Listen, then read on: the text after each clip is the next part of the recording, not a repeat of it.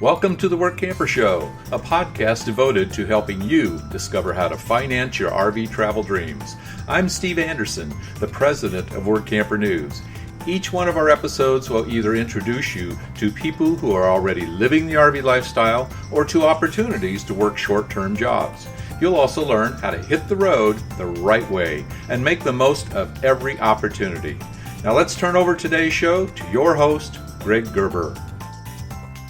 Thanks, Steve. Today I'm going to speak with a U.S. Army Corps of Engineers ranger about work camping opportunities in South Central Massachusetts. Today's episode is sponsored by The Dreamer's Journey. It's an online course and community produced by Workamper News. Life is way too short to keep your dreams on hold, so don't be held back by fear because you were designed for more.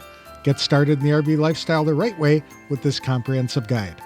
For just $29.95 for 1 year of access, Dreamers have unlimited viewing of 50-plus videos to learn things like what type of RV to buy, goal setting, how to budget for the adventure, developing a positive mindset, setting up a domicile, and operating a small business on the road, plus everything about work camping and how to find the right job for you.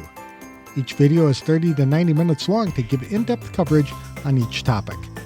There's no wrong time to get started, so for more information, visit www.rvdreamersjourney.com. Angela Erskine works at the U.S. Army Corps of Engineers project at Buffumville Lake and Hodges Village Dam, which is located in South Central Massachusetts, just a few miles from the Connecticut border. The 483-acre Buffumville recreation area includes a day-use park with a boat ramp and 300 feet of shoreline used as a warm water beach. There are also 5 fishing platforms and 7 miles of hiking trails near the lake. The adjacent Hodges Village Dam features 963 acres of recreation space along the colder water lake. It offers 22 miles of hiking trails as well as canoe and kayaking launch sites. Disc golf is available at both locations. The project is located 7 minutes from Oxford and 50 miles southwest of Boston, which means there's plenty of opportunity to enjoy a quiet, natural respite not too far from one of the largest, most historic cities in America. Work campers are needed to help perform maintenance on hiking trails, pick up trash, greet guests, keep the facilities clean, and generally ensure people are having a good time. They might do some light mowing, repair stairs, or painting. There are no camping facilities at either location, so work campers typically serve as extra eyes and ears to help rangers ensure the park operates smoothly. Angela said a big portion of the work camper's duty involves keeping visitors safe by reminding them of rules pertaining to life jackets and the need to keep hydrated while using the lakes. Work campers are not involved in any law enforcement type activities. If a situation arises where that kind of help is needed, work campers simply call rangers and ask them to get involved. The positions are volunteer and seasonal in nature. The parks are typically open the second weekend in May through the second weekend in September, which coincides with the school schedules. Most of the visitors to the parks are families with children. Work campers are asked to work at least 20 hours a week per person and generally be on duty during weekends when the park is busiest, but there is some scheduling flexibility. Work campers receive a free full hookup RV site in exchange for their time, as well as a golf cart they get to keep on site and use when working. To tell us more about volunteer work camping opportunities in South Central Massachusetts this summer, please welcome Ranger Angela Erskine with the U.S. Army Corps of Engineers to the show. Thanks for joining me today, Angela. I appreciate your time. Tell me a little bit about the USAE project that you're working for, where it is, and the kinds of things that work campers can do. Well, our project office is located at Buffumville Lake. We have a sister project office. It's the Hodges Village Dam. And so we run them in tandem with one another for flood risk control and management. Buffumville Lake and the dam there was built in 56, and the Hodges Village Dam was built in 57. We employ work campers for both. We usually have a couple of work camper volunteers at each one.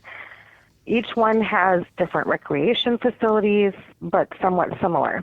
For example, Buffumville is about 480 acres of reservoir area that we have recreation on. And they have a day-use park with a boat ramp and a 300-foot shore footline beach. 5 fishing platforms.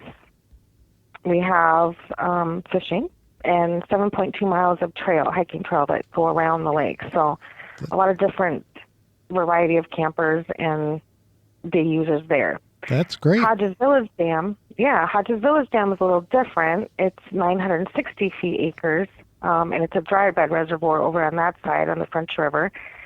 Cold water versus warm water at Buffumville. So it's funny that they're so close, but they're so similar and so different at the same time. There's over 22 miles of hiking trails over there, and we have some leased land. We have a Greenbrier Park that's leased out to the city. And we have canoe kayaking launches there and disc golf at both. So, yeah, Wonderful. Pretty popular areas. What state is it in?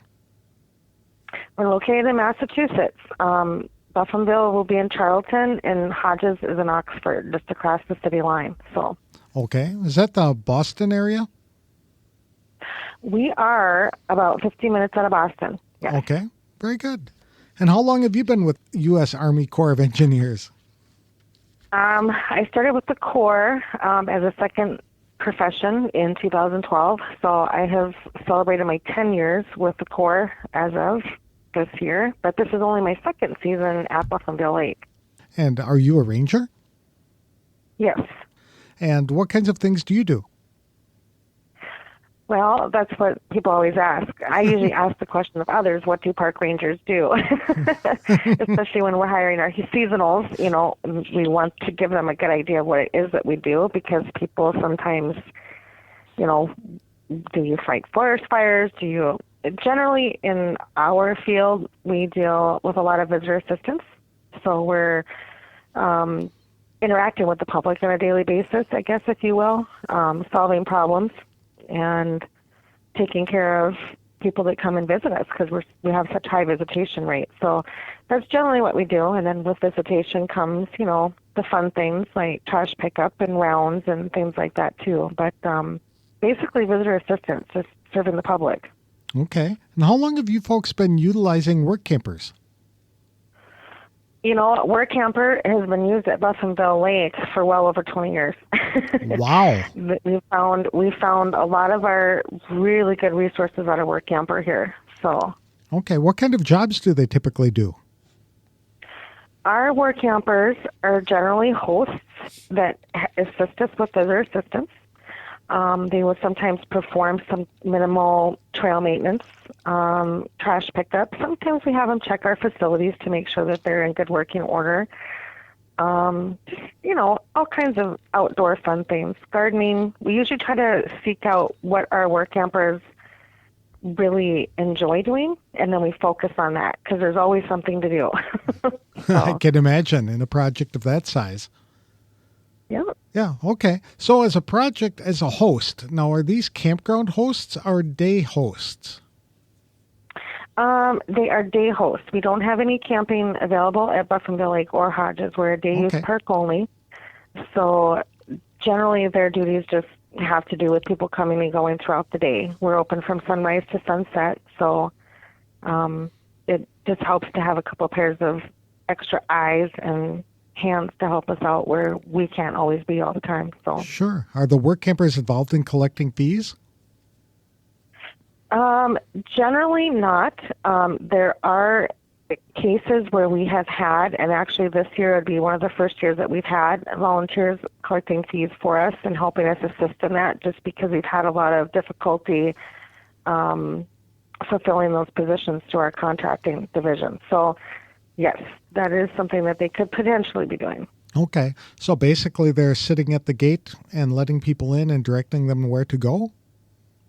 Yes, sometimes. Mm-hmm. Yes. Okay. And then they bop around the campground, or not the campground, the facility throughout the day, just sort of keeping an eye on things, answering questions of people who are visiting, and maybe helping to remind people of the various rules? Yeah, the various rules and regulations, and just ways that they can be safer in their recreation endeavors when they come to our park. The big portion of our job, and also with our Workampers, is to keep the public safe. So if we see someone not wearing a life jacket or someone's out in the heat of the day, we remind them to stay hydrated, or, things of that nature, just kind of reminding them that, be safe out there. Mm-hmm. They do not participate in any kind of law enforcement activities, do they?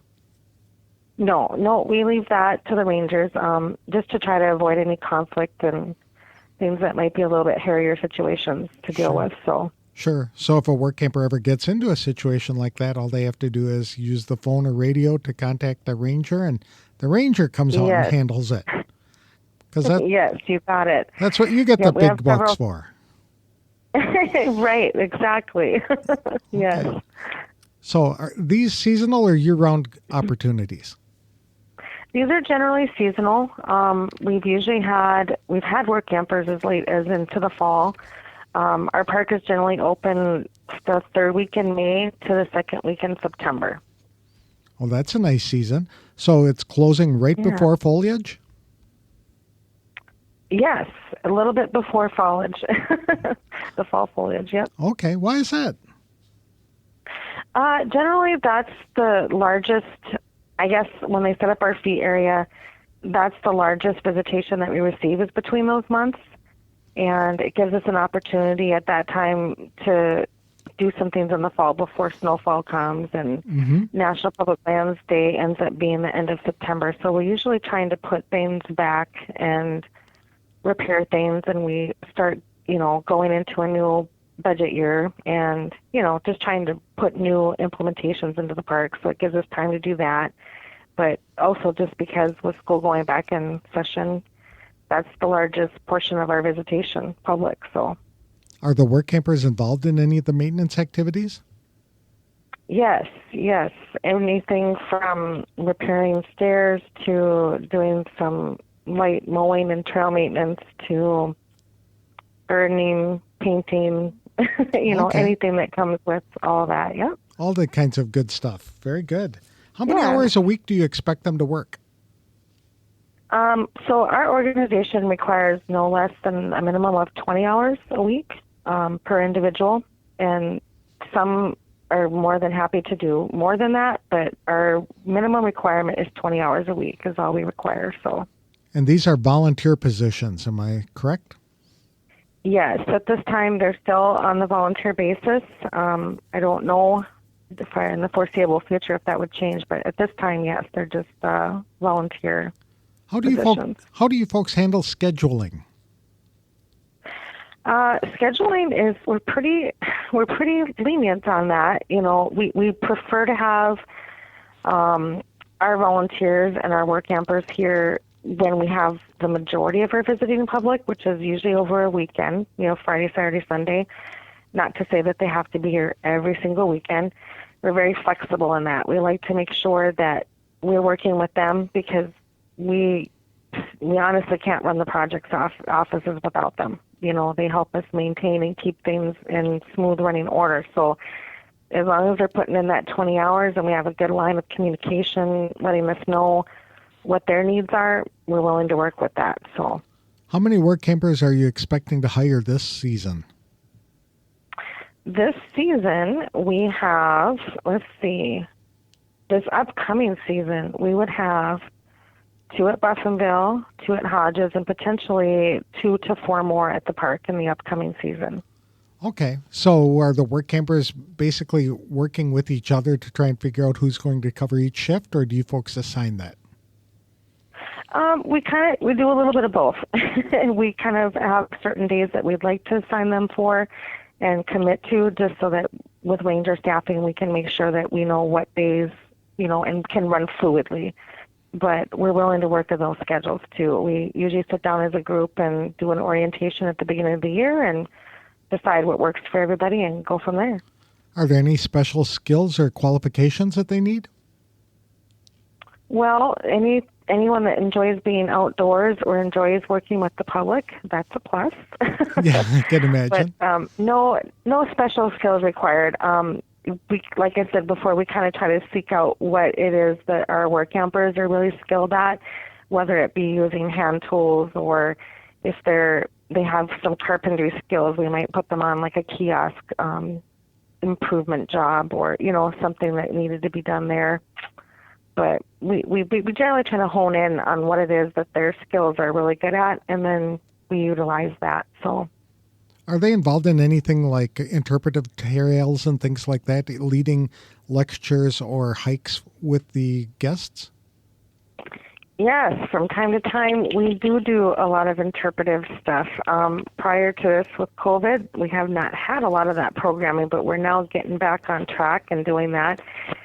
And many times we do ask for help from our Workampers, whether it be traffic control or to help us greet visitors when they're coming once we do these interpretive programs. In past project offices I worked at, we've had Workampers do a lot of the programming with us, and we're hoping to do that here in the future as well. Are there any special skills or training that they have to have in order to do these jobs? No, again, we kind of just do on-the-job, on-the-site training as far as things that may or may not, just the informational aspect of that they might know to assist us in promoting our water safety mission and, getting that information out to the public. Okay. The work campers aren't getting out in a boat, though, and talking to people out in the lake, though, are they? Not generally, and that's simply just because of kind of our regulation, too, with government vehicles and things like that. Mm-hmm. But we do provide them with, golf carts or ATVs or things like that they can use to get out to the areas that we need them to check on our visiting public. When do you begin recruiting for the next season? We usually, that's a good question. We actually begin recruiting. I'm always recruiting. I'm always looking for anybody. We do get people that stop in and ask, and I say, well, sure, if you're willing to come this next season, or if you're looking down the road, let me know. We'll find a spot for you. We'll work it out. Generally, we provide them a place with full water and sewer hookup and electricity, all that for them to stay on site so that they're comfortable, and free on-site laundry, all that kind of stuff, so that all their comforts of home are taken care of.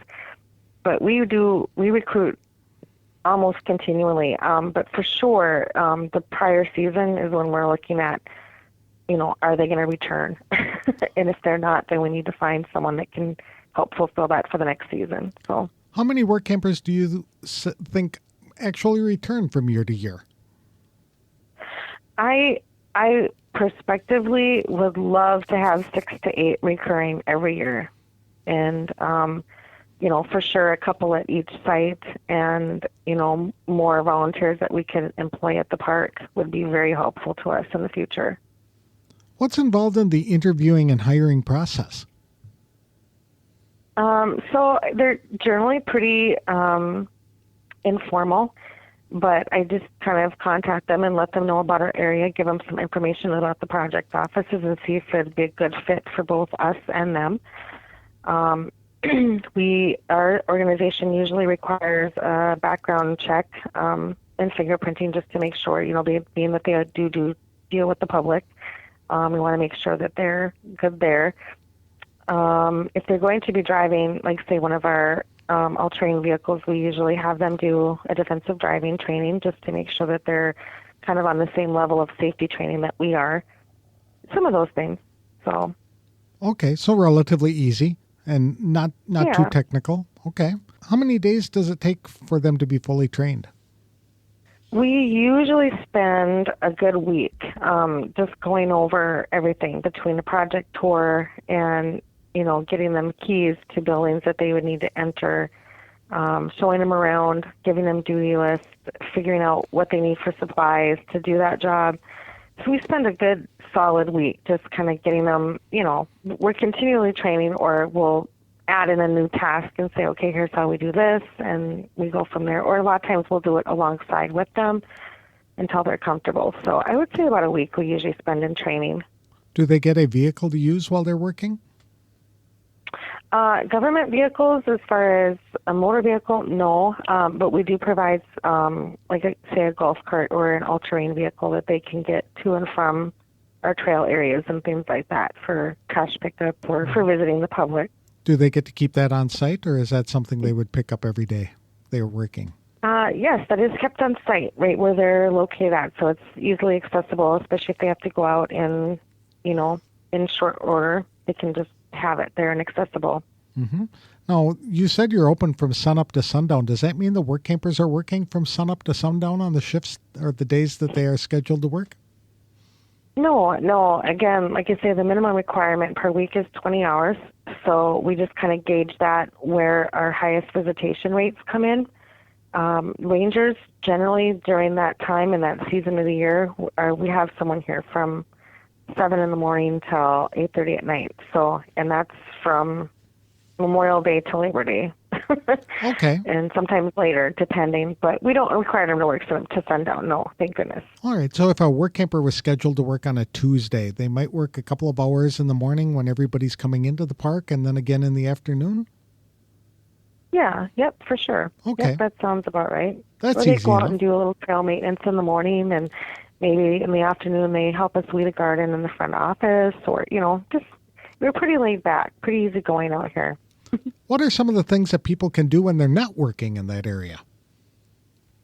Oh my goodness, there's so many things to do in New England itself. So the thing about the New England states is they're all very close together. However, traffic is always, a pending issue. You always want to allocate for traffic. But we have, right here in Oxford, we have Purgatory Chasm, which is a state park. It's a very beautiful scenic area you can go see. There, like I say, not aside from our areas, there's tons of hiking trails. We're located in what's called the Last Green Valley. And so it's very well known for its rolling hills and scenic areas to visit just along between all the state parks and the national parks. It's just crazy beautiful that way. There's plenty of restaurants and antiquing if they like to do that. There's a million different things that, they could find within their interest. Or there's always a short trip to Boston. So. And how far away did you say Boston was? Boston typically runs between that 50-minute to an hour drive. It's a pretty short distance to Boston, depending traffic. And you have all that history and things to see. It's just, or you can take a day trip up to Plymouth and see Plymouth Rock. It's beautiful out here. Okay. What about Maine? How far are you from Maine? Like Portland? Maine is a little bit, yeah. So if we were to go to Portland, I just did a day trip up there. I want to say you're between the 2.5, 3 hour mark just to cross over the border. There, I was just there recently with a friend of mine, and it's a very easy day trip to there. We're just, again, 15 minutes on this side of the Connecticut border. So essentially, if you came and stayed in the area, you'd get to dip your toe in every one of the New England states because they're all within a day trip. It's only an hour to any of the coastlines between Massachusetts, Connecticut, Rhode Island, and Maine. So you could see oceanfront water within an hour distance in most directions. Okay. So. And you said you're very close to Connecticut. Does that mean that you could drive down to Connecticut and pick up a train and go into New York City? Yes, you could. Yes, you could. That would be fun. Yep. Okay. Yes. Yeah. New York is also very close distance. When you look across the way the crow flies, it's a very close distance to go to New York for the day. Yeah. Very good. What is one thing that work campers can do to stand out if they really want this job? Well, Workampers and ones that have personally stood out for me are people that are very calm in demeanor and don't get excited about things too easily. Just kind of take things as they come. You have to be able to think on your feet. You'll sometimes get questions from the public that you're not even sure how to answer. I've run into that myself, but just knowing that, you're there to help and assist them with the questions that they do have. And if you're slow to temper and those kind of things, it makes it very easy dealing with the public because you're just there to assist them and help them and keep them safe. So we generally look for people that are just really good in talking to the public and have a very polished appearance, Easygoing. Very easygoing, yeah. Okay, because people are there to have fun, right? And so they're there to help facilitate that, right? And happy recreation, Happy work campers make happy visitors. This is absolutely correct. In my experience, absolutely correct. Is there one thing you wish all work campers knew before they came to work for you? Something that we wish that they would know? Yeah, or that they knew about the project or about the job that they would fully understand before they came to work for you.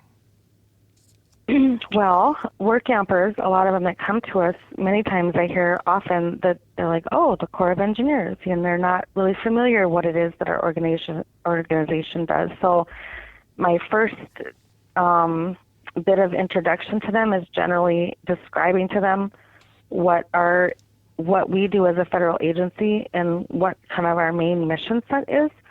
So just knowing kind of how we prioritize things, even though recreation is one of the biggest things that take up, a good portion of our workday, recreation falls very far on the bottom of our list as far as nationally, because we're flood risk management project offices, but we first and foremost run the dams under flood risk management. So I guess that's a good thing for them to know, that if something in operations comes down the pike that we need to handle and it's under flood risk management, that always comes first, and then recreation comes second. So letting them know that, and in turn, that is why we need the work campers, because sometimes we are not able to give as much to the recreation side as we want to. So it's good to have them in place of us. So very good. Where can people get more information about this opportunity? To get more information about volunteering with us, aside from our ads that we put in Workamper, all you have to do is you can go to one of our core websites. You can look up core volunteer positions under the U.S. Army Corps of Engineers and look up per district or per state. And they have drop-down boxes so that you can look at what project offices are in need of what type of individuals and duties. Okay. Or you can contact our project offices directly. If you see some place on the map that you wanted to go visit, pick out a core project office and call their main line directly. Ask for the project manager or their volunteer coordinator and see if they have a place for someone that would want a work camper or a volunteer for the season. New England is always looking, not just us, but other project offices just close in the area. So we're overjoyed when people call us and say, hey, do you have anything we can do? Sure. Are you kidding? Of course we have something you can do. So the best thing would be to contact directly, because then you talk to that person that's running that project office, and they can be more specific in the duty set. Okay. So, one question I forgot to ask a little earlier is, what is the commitment that you require for your work campers as far as the length of time that they have to be in that position? Oh, again, that we're very flexible. We're generally and ideally looking for someone, sometime that middle of May time frame, before Memorial Day, or at least by Memorial Day to Labor Day.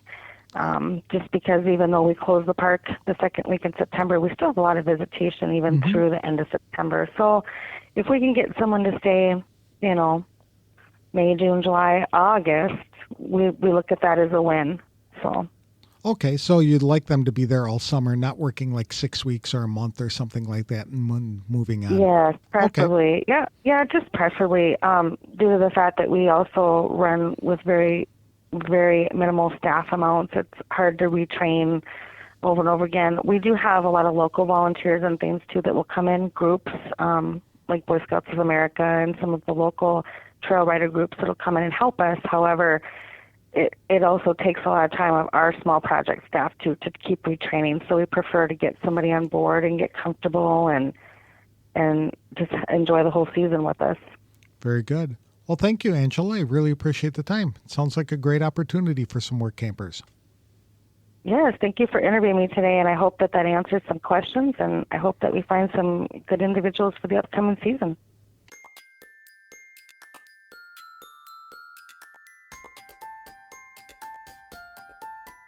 I'd like to thank Ranger Angela Erskine for coming on the show to talk about volunteer opportunities at the U.S. Army Corps of Engineers project at Buffum Lake and Hodges Village Dam near Oxford, Massachusetts. There aren't any specific skills needed to do the job other than a love for being outdoors and working with the public. Angela said rangers work with work campers to assign them jobs they're skilled at performing, whether it's light construction, landscaping, or interacting with visitors. From time to time, work campers may get involved in interpretive programming, such as helping with presentations or nature walks. The application process is as simple as contacting Angela to express an interest in working at the project. Then she'll schedule a call to provide more information about the project, answer questions, and see if it would be a good fit for the work campers. Being a federal operation, all work campers are required to go through a background check, which includes being fingerprinted. If they will be required to operate government vehicles, work campers will have to take defensive driving and safety training classes. Although it is a volunteer position, it lets work campers stay at the very popular part of the country for free. There are plenty of historical sites to visit in Boston, Salem, Martha's Vineyard, and Springfield. It's a quick drive to Providence, Rhode Island, and Hartford, Connecticut. And it's super easy to take a train from New Haven, Connecticut to New York City, where people can enjoy a scenic drive into Maine. If you're interested in Revolutionary War or colonial history, there are plenty of places to visit within a few hours of Buffumville Lake and Hodges Village Dam. For more information about volunteer opportunities with the U.S. Army Corps of Engineers, visit usace.usajobs.gov. Today's episode is sponsored by Workamper News.